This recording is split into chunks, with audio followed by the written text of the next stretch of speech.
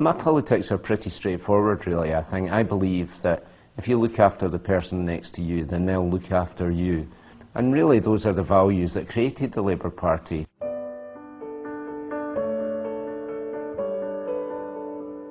A lot of my values came, I think, from my grandfather, who was a very active trade unionist. He was a coach painter, very political with a small p. I was the first person in my family who got the chance to go to university, so it was a huge opportunity for me.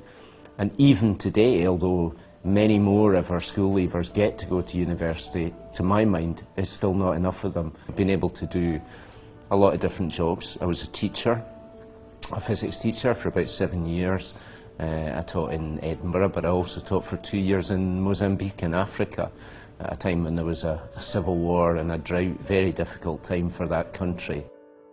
But when I was first married, I lived in the biggest council scheme in Edinburgh, and there were a lot of tenant-related issues going on around there, and I got involved in those kind of politics. It was very, grassroots, mundane campaigning, but it was the things that made a difference to people.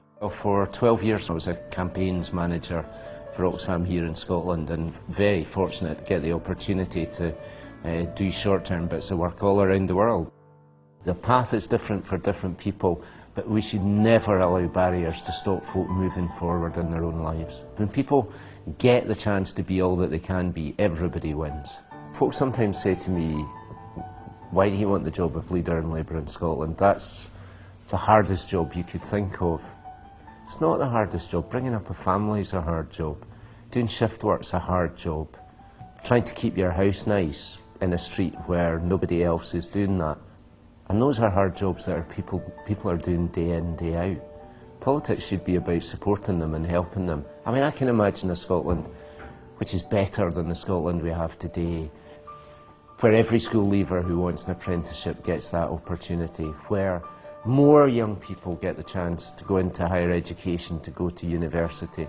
Mothers bringing up families on their own are able to find the childcare so that they can do a job, so that their living conditions are better than they are today. I can imagine all of that. Labour has to be on the side of that better Scotland that we can imagine, because we believe that we can make it real.